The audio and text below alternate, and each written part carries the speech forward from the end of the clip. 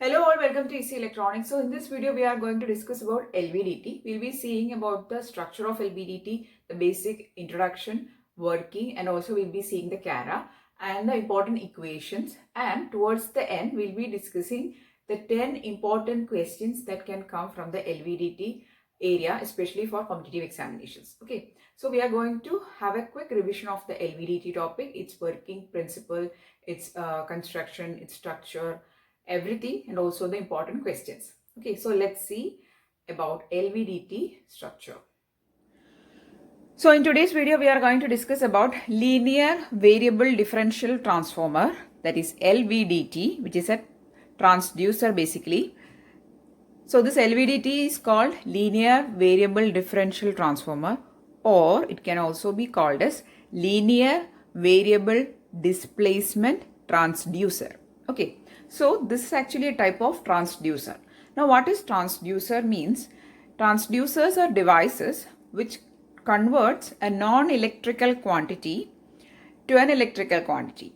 So we generally use the transducers for measurement of some non-electrical quantities, and we obtain the values in the form of either voltage or current, that is an electrical quantity. Okay, so that is a basic principles of transducers, all transducers. So this is a displacement transducer, means it is going to measure displacement, that is linear displacement, and we'll be getting the values of this linear displacement in terms of voltages. So the Lvdt is a linear variable displacement transducer. So it converts displacement to voltage. Okay, so here the conversion is from non-electrical quantity to electrical quantity, and hence it is a transducer. Okay, so this device, which is Lvdt, is used for measurement of the linear displacement. Now why it is called differential? Because here we are actually getting a differential output, or the difference we are getting at the output. Okay, so when we are seeing this structure, you will get to know why we are actually saying it is a differential transducer. And also you can see that there is a term called transformer in its name, right? Linear variable differential transformer. Why it is called as transformer? Because if you see the structure of an Lvdt, you can see that there is a primary coil section and there is a secondary coil section. So this primary secondary arrangement is just like that of a transformer. We know that in transformers also we have a primary, we have a secondary. So here also you can see primary windings and secondary windings. So due to this arrangement or due to this structure, we call it as a transformer. So hence the name is coming as linear variable differential transformer, and also called as linear variable displacement transducer sometimes. Okay, now let us look into the structure of an Lvdt. So there are two diagrams I have drawn. So this structure we generally use for explaining the working, and this is the actual construction diagram. Okay, so let us see what are the various elements present in an Lvdt. So starting from this end, this is a primary winding. So we are going to apply a voltage, an AC supply to this primary winding. Then there is two secondary windings. You can see this is secondary windings, S1 and S2. Here also S1 and S2. When it is coming actually in a device, it is like this. Okay, so this is a cross section of the device. So here there are two windings, S1 and S2, and this S1 and S2 is producing voltages across it, which is ES1 and ES2, and we are getting the difference between these two voltages. Okay, so we'll be, when we are measuring the output from the secondary, that is a general process, right? We apply voltage to the primary, we measure the value from the secondary. So when we are measuring the voltage from the secondary session, we are actually taking the difference between these two voltages, and that's why it is called a differential transformer. Why? Because we are taking the difference in voltages, ES1 and ES2. Okay, now let us see the structure in detail. So as I said, there is a primary, there we are going to apply a AC voltage, and there is a secondary session also. Now when talking about these secondaries, here also you can see this is a primary, these two are the secondaries. Okay, same here because it is a cross section. Okay, so this primary is been applied with some AC supply, and when we are applying a AC supply and alternating current to a coil, to an inducting coil, what happens? There will be EMF, electromagnetic field generated in that, and due to this EMF or electromagnetic field generated around the primary, this flux, that is this flux or the field is also getting linked with the two secondaries, right? S1 and S2. Okay, so that is happening here. And talking about the secondary, these secondary coils has to satisfy certain criteria also when coming to a Lvdt structure. So the secondary coils should be having equal number of turns. That is, the secondary coils S1 and S2 should have equal number of turns, and also you can see that here they are connected in series opposition. Why? Because you can see one end of the S1 is connected to this end of S2. So it is connected in series but not in proper series but in series opposition. So that's why we are taking the output E0 as ES1 minus ES2. Why? Because we are actually connecting the secondary coils S1 and S2 in series opposition. So when we are measuring a total voltage across this two coils or two secondaries connected in series opposition, we'll be taking the difference, ES1 minus ES2. If it was proper series, we'll be taking ES1 plus ES2, right? These are voltages. But since they are connected in series opposition, we are taking E0 equal to ES1 minus ES2. I hope this point is clear to you. So we are talking about the criteria for the secondary placement. Okay. So the first criteria is that they are having equal number of turns. Okay. Then second one, they are connected in series opposition. Then the third criteria is that they are placed at equal distance from the primary. So when you come into this structure, they are placed identically and at equal distance from the primary.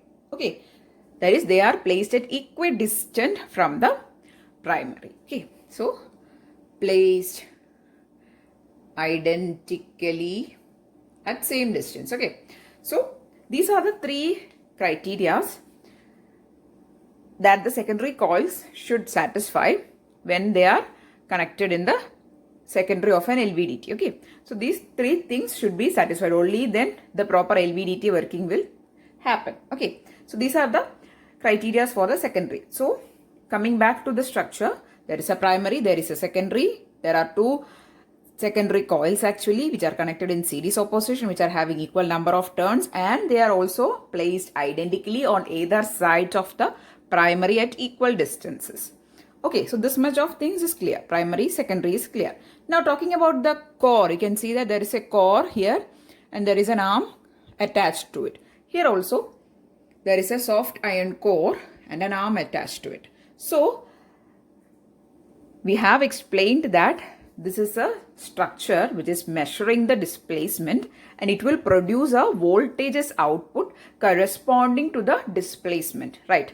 So where we are actually going to apply the displacement is to this soft iron core.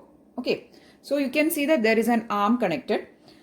Here actually I have written it. See here, there is an arm and the displacement we are going to make here. So we will be moving this core in between this primaries and secondaries, and we will actually produce a displacement, and corresponding to this displacement, the voltage produced at the secondary or our output voltage will vary.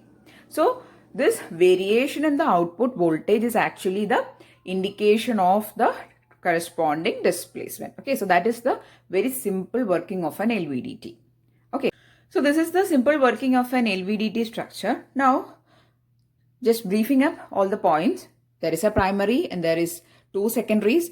So secondaries are having equal number of turns and they are placed identically on both sides of the primary, and also they are connected in series opposition. And also this primary windings, you can see a former. They are wound to a cylindrical former. This is a cylindrical structure. So the secondaries are wound to a cylindrical former, and the soft iron core we are actually placing inside this former. Okay.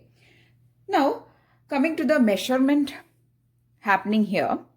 So as we have explained that the displacement we are going to give to this soft iron core, to the arm of the soft iron core. Okay. So with the help of that arm, we are going to make some displacement here.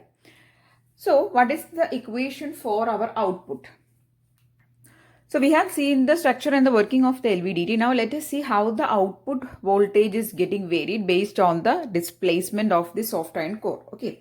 So the general equation for the output voltage is E out is equal to ES1 minus ES2. Right. So this is the general equation.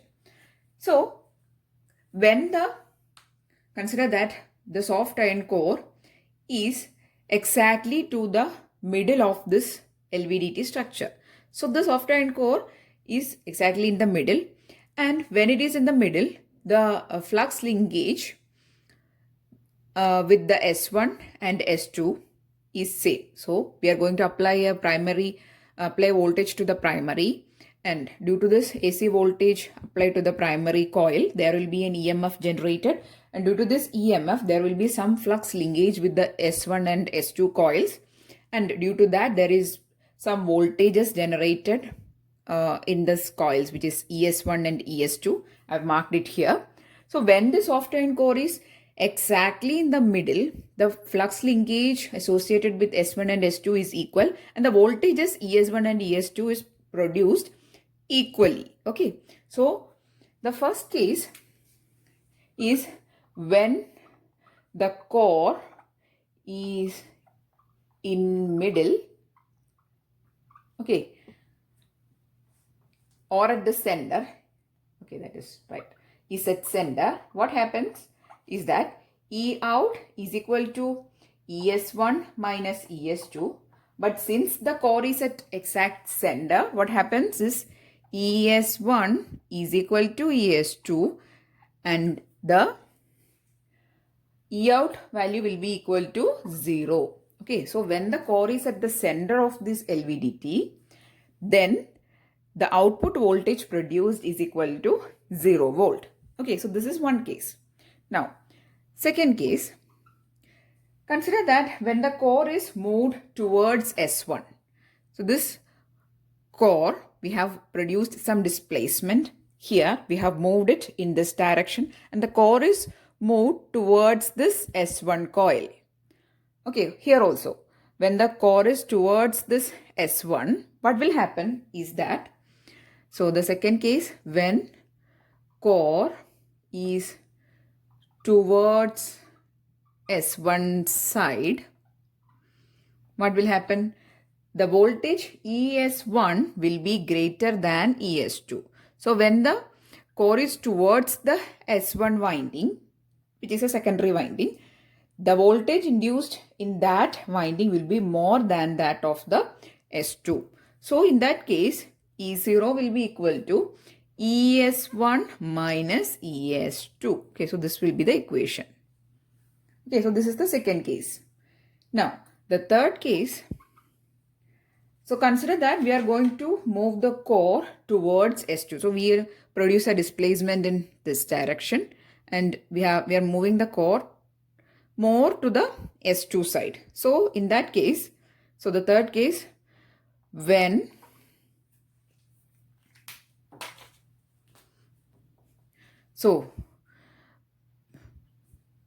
core is towards S2 side, what happens?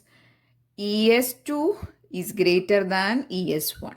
So in that case, the flux linked is more with the S2, and the voltage induced will be more there. Okay, so here the E out will be equal to ES2 minus ES1. So this will be the equation. Okay, so this is the case for the three cases for Lvdt when the core is towards the center exactly. That is one case when the core is moved towards S1 and when the core is moved towards S2. So the voltage equations are like this. For the first case, it will be 0 volt only. For the second case, it will be ES1 minus ES2. And for the third case, it is ES2 minus ES1. So here we are getting actually a positive voltage and here we are getting a negative voltage. When the ES1 is greater than ES2, we are getting a positive voltage, and when ES2 is greater than ES1, we are getting actually a negative voltage. Okay, so this is the voltage equations for Lvdt based on the displacement happening to the soft iron core. So actually with the help of this soft iron core only we are producing displacement, and this displacement we are actually converting to the voltages which we measure from the secondary side. Okay, so this is the voltage equations for various cases. Now let us see how the chara of this Lvdt structure is looking like. Next we are going to see the graph for an Lvdt. So here the graph we are plotting for E0, the output voltage with respect to displacement. We know that the output voltage produced in the secondary windings is actually proportional to the displacement. Here also we can see in this graph that the voltage output is varying proportional to the displacement only, but after a point it is showing some non-linearities. Okay, here also it is showing some non-linearities. So here in this quadrant we are getting the output voltages when ES1 is greater than ES2. So there were two cases, right?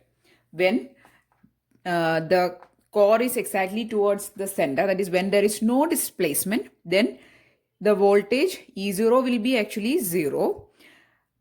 And here in this quadrant we are plotting when the core is towards the S1, that is when ES1 is greater than ES2.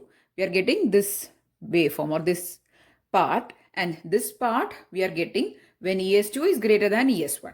So as I said while explaining that when the core is moved towards S1 side, we are actually getting a positive voltage as output.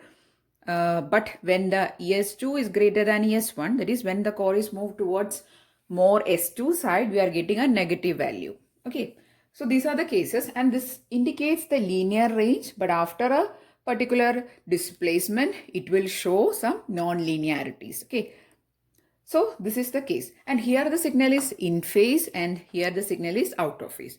And also if you see that even though the displacement is 0, you can see that the output voltage is not exactly 0. Why? Because there is some residual voltage which we are getting, which is actually an undecided thing, and this is due to some non-linearities of the device. Okay, so even though the displacement is 0 or even though the core is towards the center, there will be some residual voltage which will be getting as a output. Okay, so this is the graph of a Lvdt. Okay, so we have explained three cases, and when we plot the three cases as a graphical form, this will be the case, and there is, even though our voltage output is expected to be 0, we'll be getting some residual voltage. Okay, so this is the graph form of a Lvdt structure. Next we are going to see some important questions which can come from this Lvdt area for competitive examinations. Okay, so MCQ questions we are going to see.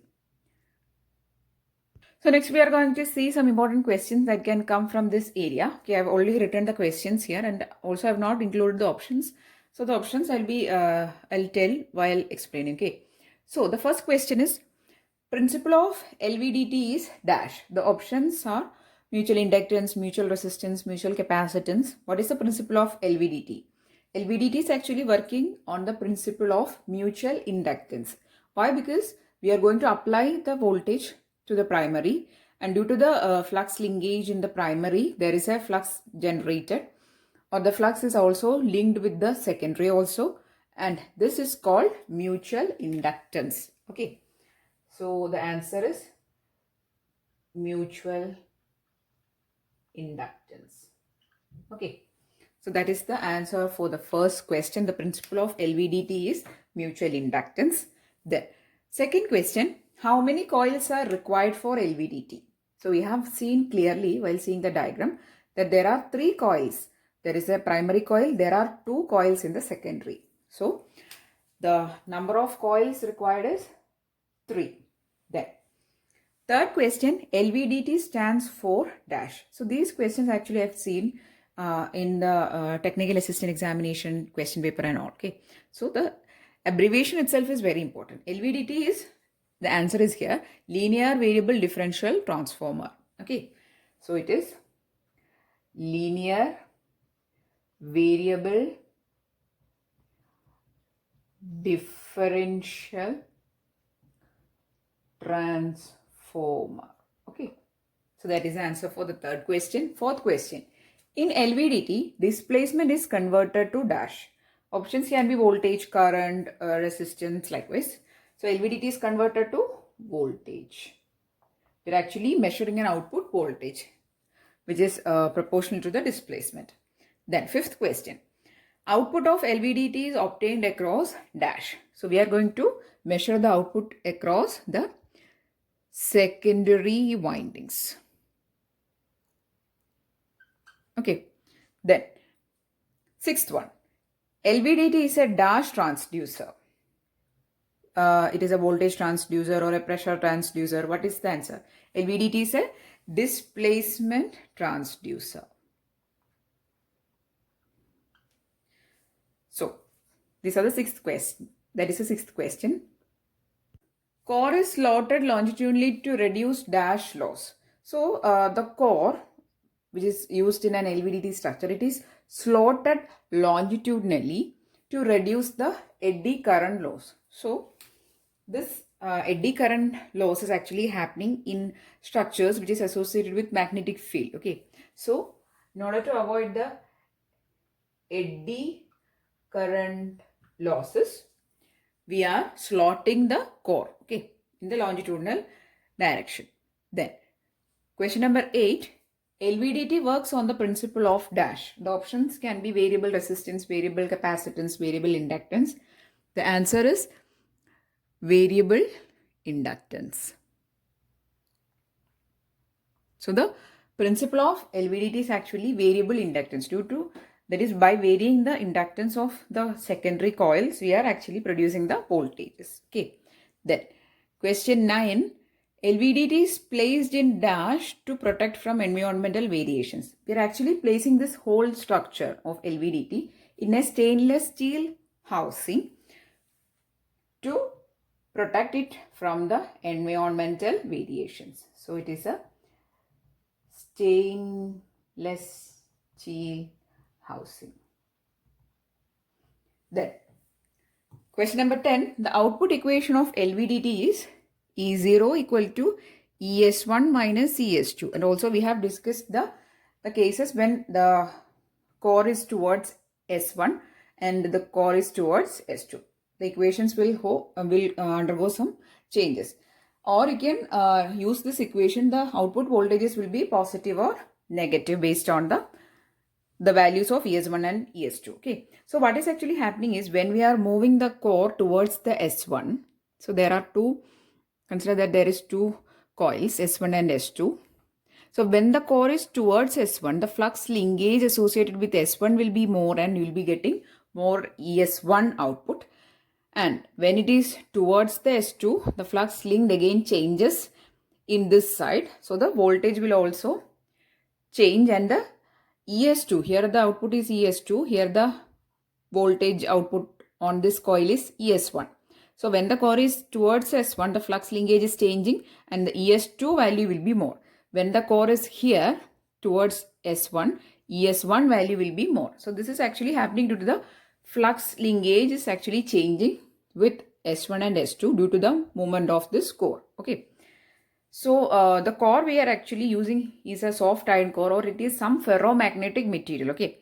So due to vary this flux linkage, or to make a variation in the flux linkage, we are actually using a soft iron core or a ferromagnetic material. Okay. So these things are actually also very important. So that's why I am telling it. Okay. So this is actually the working principle of Lvdt. So we have discussed in this video the working principle of Lvdt, the structure, and also we have seen the chara, and we have discussed some important questions connected with the Lvdt. Okay, so if you're preparing for some competitive examinations, then questions are very important. That's why I'm including the questions. Okay, so I'm really hoping you found the video useful. If yes, please do give it a thumbs up and also share it with your friends. And if you want more videos, please do subscribe to the channel. Thanks for watching and keep on watching.